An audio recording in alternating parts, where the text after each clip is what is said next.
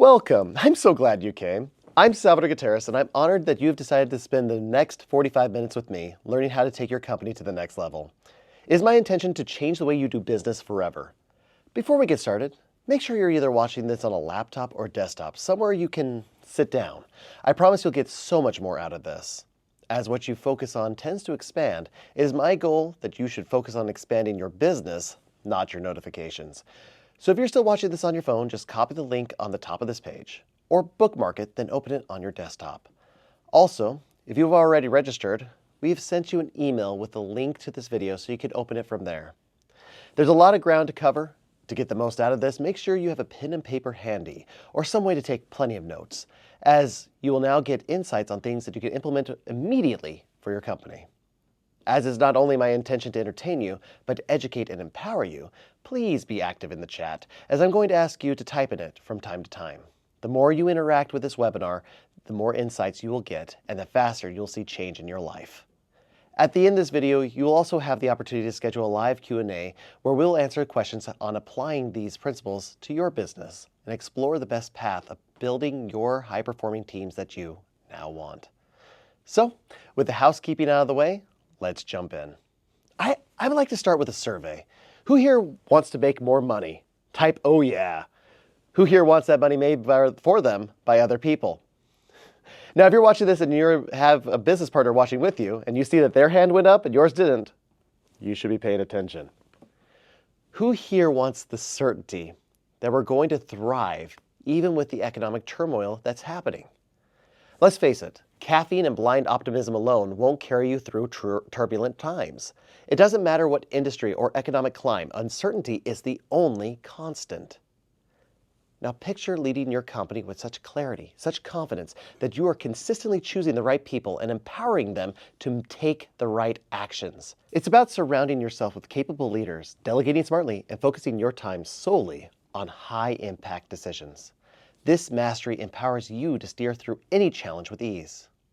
It might feel like it's impossible. You might feel like you're a small fish in a massive ocean. Well, today we're going to change that narrative. We're going to transform you into a dominant force, a shark in your industry, even if you currently only feel like an ambitious goldfish. It all starts with one fundamental, timeless question.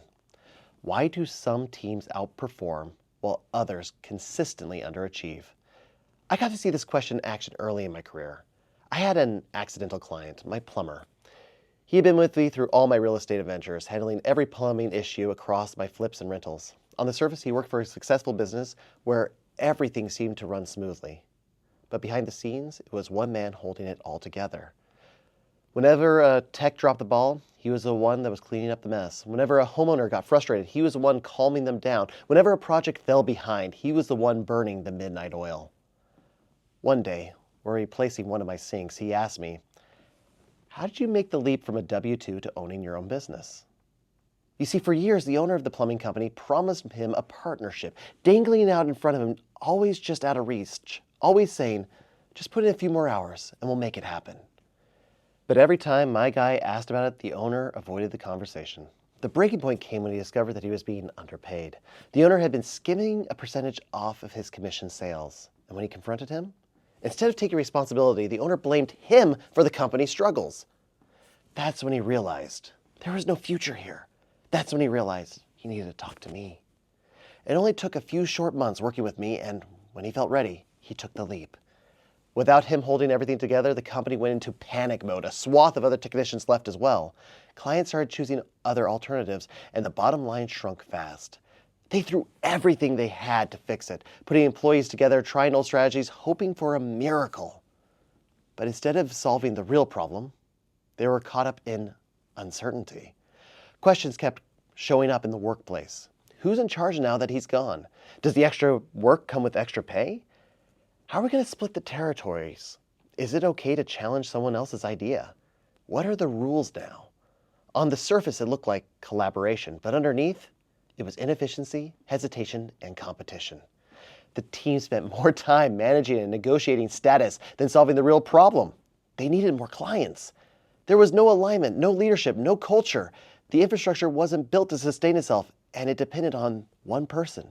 And when that person was gone, so was the company. My friend, he built something better. He realized the previous owner had built a business around himself, not around a group culture. Culture was going to be the core of his company. At first, his new business looked disorganized. He didn't have a unique selling proposition. He was not niched down and did any and every job available. His hours were all over the place and his truck wasn't even branded. He was juggling all the stressors of leadership while relying on friends and family for admin work. If you looked at him from the point of view of the company rather than the business owner, the collective behavior was efficient and effective. Instead of chasing quick fixes or thinking about the easiest job, he focused on what was right for the client and the team. He, his wife, and his network worked shoulder to shoulder and were having fun while doing it. They moved fast, experimented, and kept improving. And it worked. It wasn't because he was smarter than his old boss. It wasn't because he had the network of his old company. It was because he worked in a smarter way. Write this down. Your success has nothing to do with being smarter or having more resources. Your long-term success depends on how deeply you know yourself, how well you understand others, and how effective you are in communicating and engaging them. Think about it. Everything you want in life comes from other people. Your company relies on vendors, partners, employees to create and distribute your products and services. Yet many business owners are caught up in the product itself, forgetting that without agreements, distribution, marketing, there is no business. It doesn't matter how great your service is. If you can't communicate it compellingly, it won't sell. It doesn't matter how amazing your company culture is. If you can't represent it well, no one's going to work with you. Nothing sells itself. Nothing compels on its own. Success is built on communication. And I know for some of you, the thought of communicating or selling or influencing might make you feel uncomfortable. I don't want to manipulate anyone. I don't want to force someone to do something they don't want to do. That's the narrative, right? A perfect example of this can be found in sales. How many of you have heard that you just need to get enough no's till you get a yes? Type me. How many of you have heard that rejection is an issue you just need to get over? It's just a numbers game. Who here realizes that if you're shooting for a no, you'll get more no's in your life? If you want to get yeses, you must get more yeses in your life. Who here has been told that you're not suited for sales or you need to change your personality to succeed? I was once told that the only way for my company to succeed is if I became like Steve Jobs. Now you may notice I'm not wearing a turtleneck. I'm not here to say you don't need to change. I am saying you don't need to change who you are. You need to change how you communicate. Steve Jobs did not build Apple alone. His success was fueled by this partnership with Steve Wozniak, who wasn't the loudest voice in the room, but he knew how to communicate in his authentic way. He loved to speak in technical terms. Communication doesn't have to look one way. Your personality shapes how you naturally connect, persuade, and lead. And just as your style of communication is unique, so are the needs of those you work with. In fact, what's normal language for one person can be called passive-aggressive to another. Write this down. Wealth follows communication, not the other way around. If you're still skeptical, you can look it up. Public speaking is the highest paid profession in the world, yet most people would rather die than step on stage. Why? Because the one powerful emotion that holds them back. They submit to it, letting it dictate their outcomes. It's the same emotion that's been stopping you from getting everything you want in life. What is the emotion I'm talking about? Drop it in the chat. That's right, fear. Fear wears many disguises. Sometimes it looks like procrastination. I'll do it when I'm ready. I'll start hiring once the economy gets better, or as soon as I get that contract. Other times it shows up as complacency. Well, we made 6 figures last year. Maybe we should be grateful for what we got this year. And for some, it's paralysis, meaning you or your team know exactly what to do, but you can't get yourself to take consistent action. Now let me ask you, who here genuinely wants to create a legacy? And who here wants to live their legacy while they leave a legacy? Who here is willing to work hard while making that legacy? Type in the chat. I love that. Most people don't live the life they truly want. They settle for what they believe they're allowed to have. And that's the most dangerous internal conflict of all. Now, I recognize that you are not most people. I could tell that you take action and don't allow fear from stopping you. Here are the 3 things you need before you can build a highly effective team to live that life. The 3 tools that puts your company on a growth track so fast, you'll feel magic. The first principle of building a high-performance team is self-mastery. Because before you can lead others, you must lead yourself. Supernatural growth does not come from understanding alone. It comes from execution. But let's be clear, without a deep understanding, you cannot have self-mastery. In short, self-mastery is the ability to have complete and control over your thoughts. Because thoughts lead to actions, and actions create the results, your thoughts are the reason for the results that you are living in right now. If you don't have control over your thoughts, how can you expect to lead a company? How can you inspire and motivate others when you yourself are out of control? Now, for many of you, this may feel like an uncomfortable conversation. Salvador, why are you talking to me about me when you should be taking action and talking about how I should hire or how to whip my current employees into shape? And I get it. I get that. But before you can lead and inspire others, you need to take care of your first employee. You. And it all starts with accepting full responsibility. The moment you take responsibility for your thoughts, you take control of your actions. And the moment you take control of your actions, you take control of your business. Write this down. Who you are to you is shaped by your thoughts. Who you are to others is shaped by your actions. This is an essential part because it's one of the main keys to understanding personality dynamics and achieving amazing partnerships and highly effective teams. I'm sure you've seen this in action. Imagine your company, after months of searching, you make a hire. They seem promising, they say the right things, they have all the right skills, so you invest in them. You train them, introduce them to the team, and trust they'll be an amazing asset in the department or project you place them in. And it doesn't matter which client or project they're working with, it starts super optimistic. The first few meetings go well, and everyone is excited about where it's going. After a bit, things start to get a little misaligned. And now the project's slightly off track. A couple meetings in and things get worse. The team is misaligned with themselves. Something isn't clicking. The results aren't there. Misunderstandings and mistakes pile up and tension grows. And no matter how cool the client or project is, no matter how amazing the kickoff or your team is, they're now disengaged. They want to do other things and your client's upset. And you're over budget. Looking at it, eventually due to personality clashes or just cash flow issues, you have to let them go. Now imagine you settle down into the exit interview. You sit down.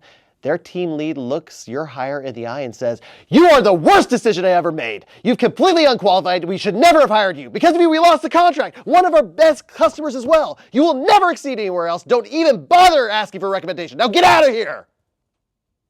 Do you feel that? There's no one even there. But you can feel the energy sucked out of the room. Imagine if your team lead had every reason to say that. What would that do to the remaining employees that are overhearing this? Would they feel valued and motivated to contribute? Or would they start questioning their own security in the company? Negativity is contagious. A toxic work environment doesn't just hurt one individual, it spreads. It festers, it causes distrust, it kills engagement. It accelerates your turnover. What about the person who's fired? Studies show that people tend to become what they believe others see in them. So if somebody told them they're a failure or a jerk or a lazy all the time, chances are they're going to start living up to that expectation. Not just in your company, but in the next job or the one after that. But I had to fire them. Their poor performance drags down the entire team. Hey, you're right.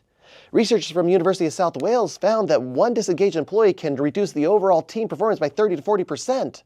In fact, Gallup confirmed this by showing that disengaged employees cost companies 34% of their salary in lost productivity last year alone. I want you to see what that looks like for your company.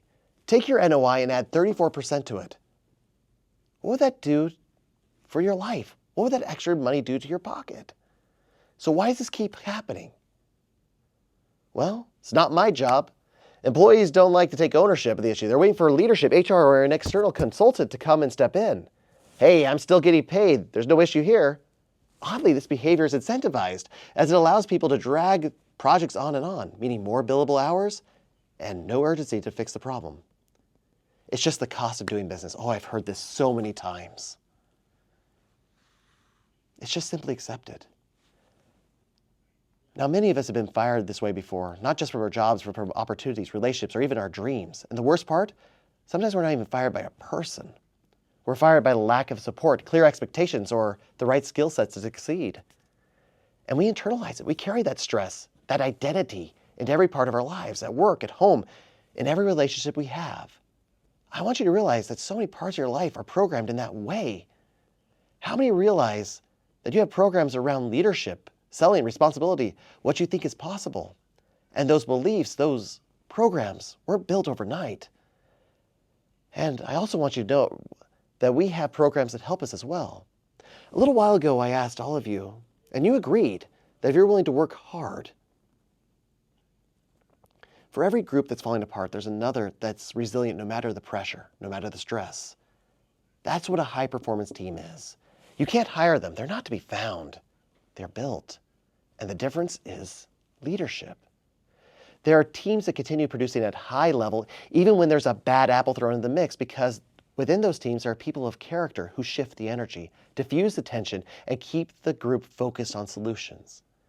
Now imagine before that disastrous firing, before things spiraled out of control, at the first sign of friction, someone in your team steps in, not with aggression, not with frustration, but with an easy smile. Body language and tone that takes the tension right out of the room. Instead of reacting emotionally, they keep the team engaged. They ask questions. They draw others out. They listen intently, not just waiting to respond, but genuinely hearing what's being said. And when your team is back on track, they turn to your new hire and say, "Let's go for a walk." They spend some time building rapport and then ask two simple but powerful questions. The same questions I've seen make more money for organizations than anything else. First, what do you want? And second, what's the hardest thing about being you? These questions do something profound. They instantly shift the interaction and create a potentially unsafe, unstable environment into one that feels solid and secure. After he intently listens, he says, "Well, if that's what you truly want, here's what we're going to do to help you achieve that. We have all the tools you need, and these are the steps to be successful in this company. The best part? I'll be here to support you every step of the way. I'm so excited to work with you." Who here believes that if you work with an employee in that way, that employee will drastically be different in your company, no matter how they acted in previous careers? Who here thinks that you could use more of this in other aspects of your life? Imagine the turning point it will be for them and for your company. It's not about talent, it's not about intelligence, it's about self-mastery. Because before you can lead others and inspire action and create alignment, you need one critical skill: the ability to communicate, both internally and externally. In my 2-day intensive, when you invite me, and I hope you do invite me, I'll come to your workplace live and we'll go deep into this and the following principles and show you the practical application of this. I will show you how to get you and your team so used to it that it'll come out naturally. The second principle for building highly effective teams is understanding and aligning your team. A company is not just a collection of individuals, it's a system of relationships. And when you truly understand how your team operates, you can align their strengths, close gaps, and create an ecosystem where leadership and execution, accountability happen naturally. This is where most businesses fail. They see people as fixed assets instead of developing them into fully owning their role. Your team isn't meant to stay where they are. Your job as a leader isn't to force people into predefined roles. It's to guide them into who they are capable of becoming in a way that aligns with their natural abilities. Even in an era of AI, automation, and outsourcing, business at its highest level is still built on people. And no matter how independent your team works, success at the highest level still requires collaboration, alignment, and trust. Which reminds me, I haven't really introduced myself. As I said before, my name is Salvador Gutierrez. I am a certified business coach and hypnotherapist, and an expert in partnerships, taking action, and creating systems for success. Now, have I always been an expert? No. In fact, when I started my business, I made every mistake in the book. I even wrote a few chapters. But that's how you learn, by messing up and figuring out how not to do it again. In my lifetime, I've closed businesses, retained my family through bankruptcy, threats, health issues, lawsuits, and a myriad of uncertainty. I've documented what I've learned from these trials while seeking out solutions with a passion. How many of you would love to learn from multi-million-dollar mistakes so you don't have to pay millions to learn that? Who here would benefit from learning from a system of principles that have helped increase some businesses' NOI by over 700%? I used to work 13-hour days as a manufacturing chemist. I realized, like many of you, the only way of getting your dream of seeing your family and living the life you want is to become a business owner. I started a real estate company and invested in properties. We also ran a property management company, and the fleet grew from condos to homes to complexes, and at some point I was able to leave work and work for myself full time. Yet despite my hard work, I was still working the same hours to create a future where I could be with my wife and children rather than spending the time to see them now. It got so bad that in order to see me, my family started doing flips alongside me. Then tragedy struck. One evening, my daughter Hannah came to me. She was tired and wanted to sleep by me. She'd been working late into the night raking leaves and was not feeling well. The next morning, I turned over and saw a blue corpse, unable to breathe. I rushed her to the hospital and then an ambulance ride and finally a flight to Primary Children's Hospital. I followed my daughter into surgery where she was dealing with multiple organ failure. Over the next 2 weeks, everything fell apart. Project stops, debt collectors called, lawyers threatened lawsuits, and a business partner felt like it was the perfect time to cut me out of the LLC, taking my seed money with him. My company ground to a halt, and my life did too. I remember in the PQ, I was hiding in the bathroom, whispering into a phone, trying to not interrupt a surgery going on just outside. I was begging a creditor for more time as he tried to foreclose on another property that was already under contract for sale. All the while, the doctors were pounding at the door to get my approval for another emergency procedure. I asked myself, what am I doing this for? Why did my company fail? I thought I had done everything right. I had set it up correctly. I found the right people. Their credentials were perfect. Yet still, I was losing everything. Worst of all, I was losing my daughter before I made the time to even get to know her. I realized in my ignorance that I caused this. I didn't understand people and, most importantly, how to vet their intentions. I didn't know how to communicate, motivate, or inspire them. What's the cost of a bad partner, a bad employee? For me, it was 10 years worth of work, my retirement, and almost my daughter. When we finally got her out of the hospital, I shut everything down. I sold what I could. I laid my employees off and went back to square one. And I made a decision. I was going to learn the one thing that could have saved my family, my business, and my sanity. How to build a team that works. I spent the next few years obsessed with this. Why do some teams thrive while others collapse? Why do some leaders create high performance while others create chaos? Why do some businesses scale effortlessly while others stay stuck in survival mode? I invested in masterminds, classes, seminars, mentors, coaches, you name it. I even trained with companies that advise multi-million-dollar industries. And I realized something. Success isn't about strategy, it's about people. Unless you know how to connect, empower, and inspire people, you'll miss the ones who co-dream with you. Instead, you only attract the fair-weather friends as employees and clients, the corporate mercenaries who stick around when it's easy and disappear when it matters most. Consider this. People don't stay loyal to a company, they stay loyal to a community and a shared vision. That's how you get teams that are as invested as you are in your company. There's an underlying rule and principles that create and govern high-performance teams. These principles are universal, whether you're a restaurant chain trying to motivate teenagers to show up, a developer struggling with quiet quitting, or a direct sales leader who's trying to reignite the fire in their team. Once you understand these principles, everything changes. I restarted my business with these principles, and now my business is taking off. I see my family, not just on the weekends. I live the life of my terms, and I have the freedom that comes from being truly present. Now, I get it. Many of you are stuck not because you aren't working hard, but because you've hit a ceiling of time, resources, or growth. You've read the books, you've taken the courses, you've done everything right to stabilize your business. If you're not growing, the challenge is not with your systems and strategies, it's how effective you are at connecting, empowering, and inspiring people. And the key is simple. Understand what truly drives them. Because every person has a unique motivation that compels them to take action, a distinct communication style of how they connect with others and want to be connected with, and action drivers of how they approach decisions and follow through. Once you decode this, everything changes. People self-motivate, teams self-correct, businesses scale supernaturally. There are all sorts of systems designed to figure out personalities and their mix and how they work in your organization. There's lots of places happy to do tests and surveys for your people and tell you, hey, this person will do great in finance, that person will excel in sales.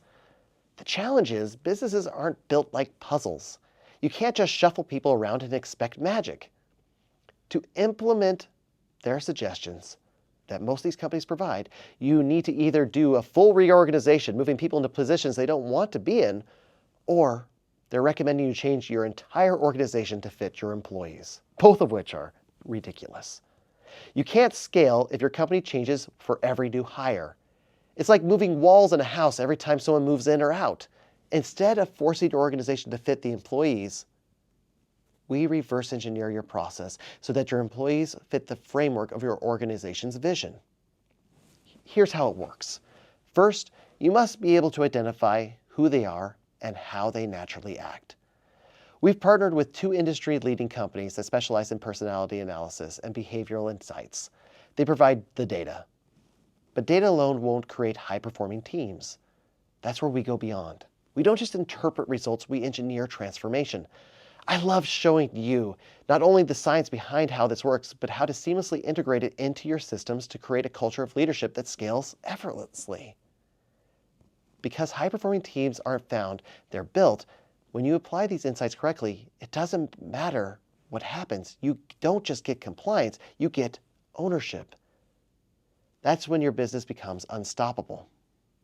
When companies like yourself are having challenges with team dynamics, they partner with us to work with struggling teams. Our coaches ask 2 questions to assess the issue. 1, is your team consistently hitting the goals that produce results? And 2, when challenges do arise, do they work together seamlessly or do conflicts and inefficiencies slow them down?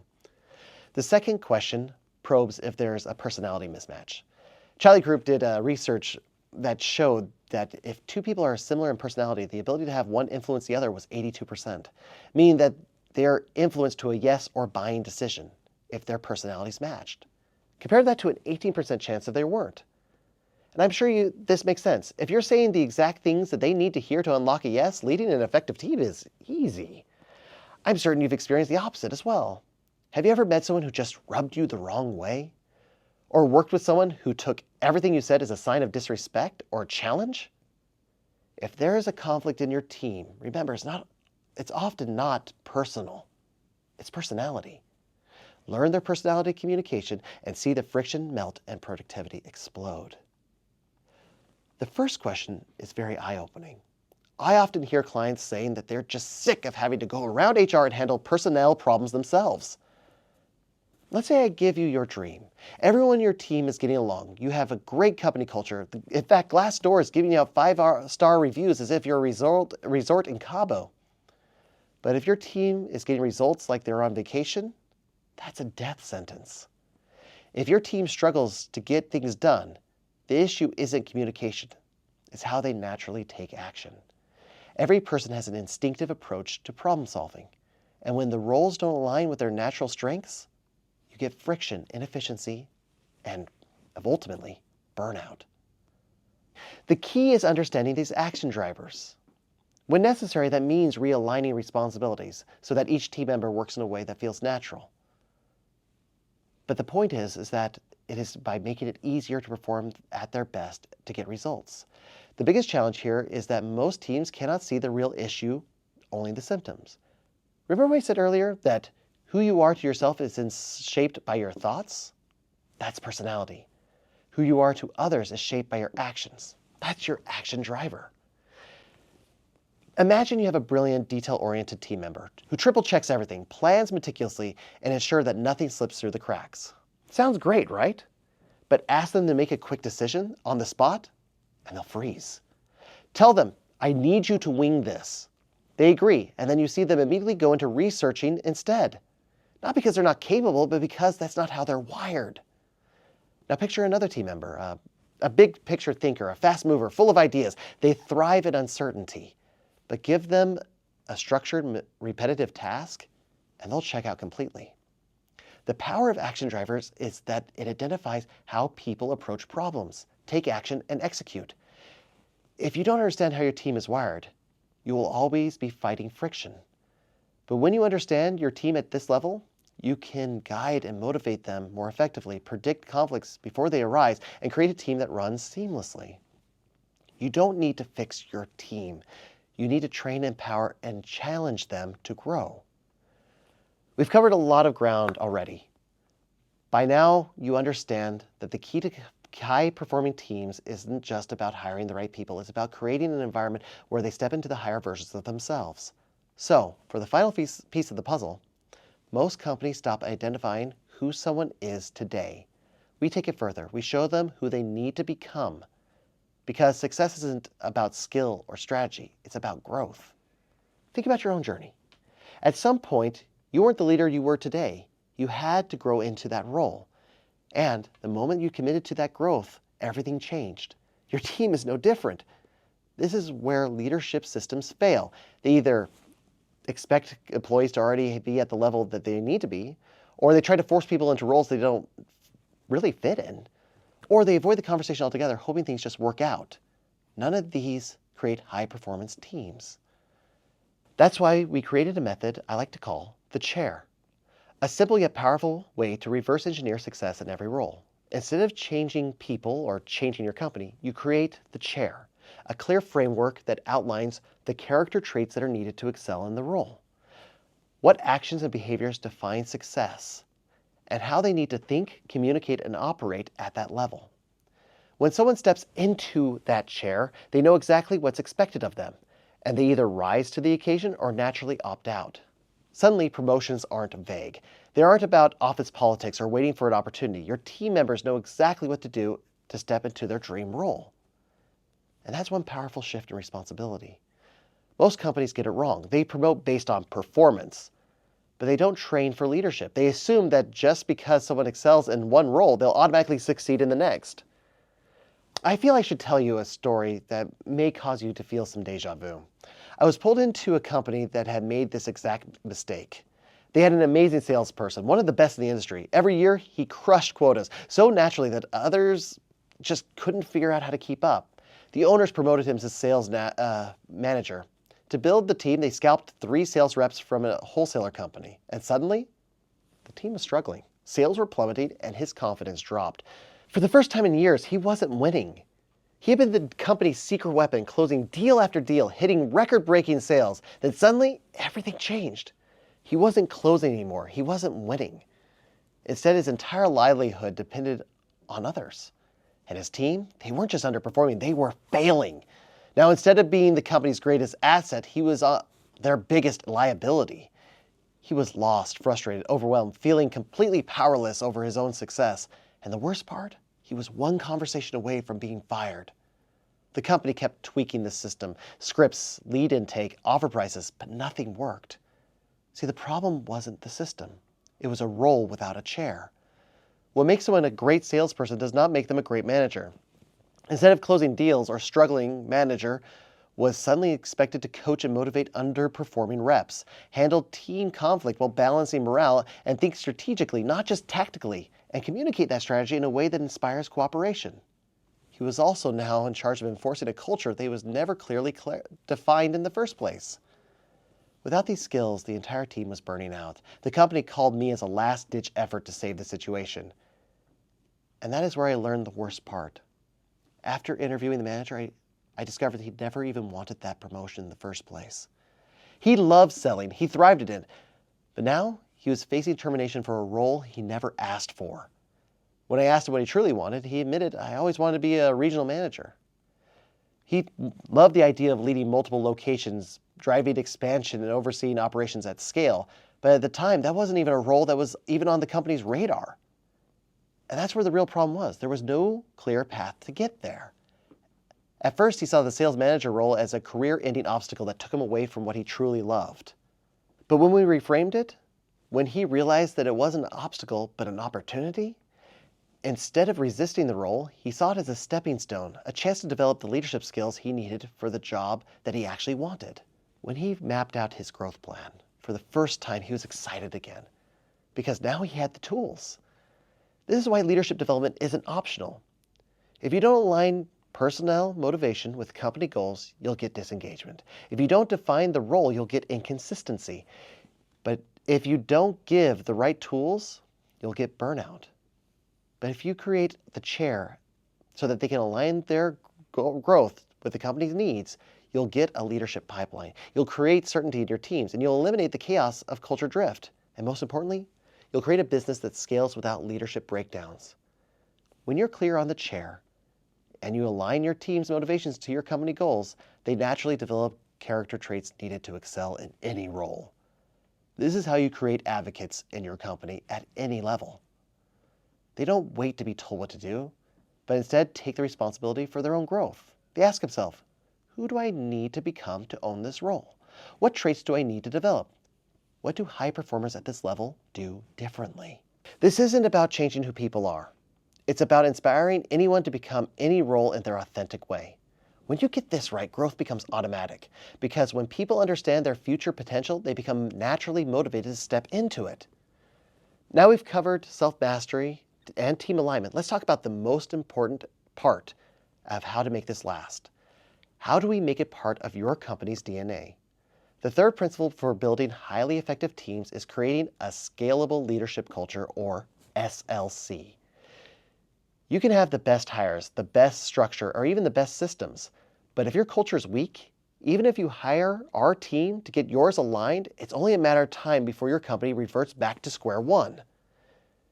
As I hope you've already seen, the most successful companies aren't the ones that are built on the best individual talent. They're the ones where people take ownership, self-motivate, and drive results.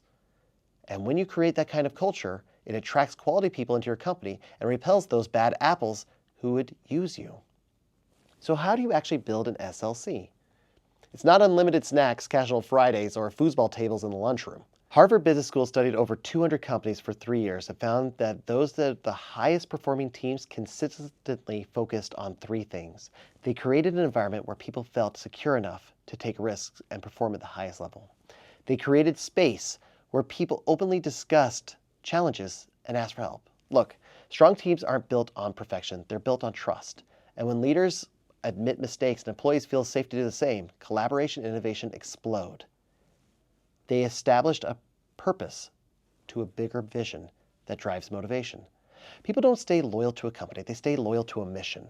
High-performance teams know exactly why their work matters and how it connects to the bigger picture. This is why leadership isn't about control. It's about creating conditions where success happens naturally. And when you apply these 3 principles, leadership isn't something you have to enforce. It happens in every level of your company. Companies that built a culture of safety, shared vulnerability, and clear purpose increased net income by 756% over 11 years, on average. That wasn't due to some complex strategy. They simply created conditions for success. This is why culture isn't just nice to have. It's a foundation for long-term success. If you want your business to grow without burnout, chaos, or leadership breakdowns, you need an SLC.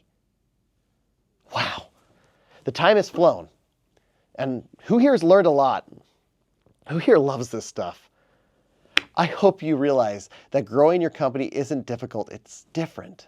Building high-performance teams isn't hard, it's just a new way of thinking. At this point, you have 2 choices. Keep doing what you're doing, putting out fires, losing good people, and hoping things will improve, or take the fast, intelligent path, installing a proven system that turns your team into self-sustaining, high-performing machine. Most businesses never scale because they're stuck in leadership babysitting mode, constantly stepping in and fixing problems and making decisions their team should be making themselves. If you want to exit that cycle and finally build a business that grows without you, I'd love to talk to you about our 2-day intensive. This is a live in-person training at your workplace where I teach and implement the workshop with everything you've covered today, customized for your industry and team. You'll get hands-on coaching and real-time solutions tailored to your business. We'll assess your team's strengths and communication styles using 2 personality assessments. Your team will develop leadership habits on the spot, so changes will start happening immediately. Who here realizes that live interactive coaching is far more powerful than a pre-recorded webinar? Who wants this badly? Now, there are some things we ask you before applying to join this program. There's really just 3 things. 1, you must believe in the power of investing in your high-performance teams. We're not here to convince anyone that investing into your employees is to create strong, self-sufficient teams is valuable. If you're debating whether scalable leadership and team alignment is worth investing in, we're just not the right fit. We want to work with leaders who learn and know that team dysfunction is a roadblock and they're ready to fix it. 2, you must be willing to implement these strategies in the next 3 months. If you're thinking about optimizing your team someday, this isn't for you. This program is for those who want real results fast. If you're already ready to take action, to restructure your leadership programs and start seeing immediate improvements, then this is a perfect opportunity for you. Lastly, you need to be ready to do the work. This isn't a quick fix or a shortcut to passive success. We're going to give you the proven system, the strategies, and the coaching, but at the end of the day, it's up to you to implement them. If you're the type to take action, make decisions, and commit to improving your leadership and team performance, then this is exactly what you need. To make sure this is the right fit, we've opened up our calendars for the next few days. Book a free 45-minute strategy call with me or with one of my senior members of the team, and we'll get to know your business, assess your team structure, and see if this system is right for you. This is a no-pressure, high-value call, but spaces are filling fast. So if you're serious about making a shift, and I would like you to book your session now, I am so looking forward to speaking with you.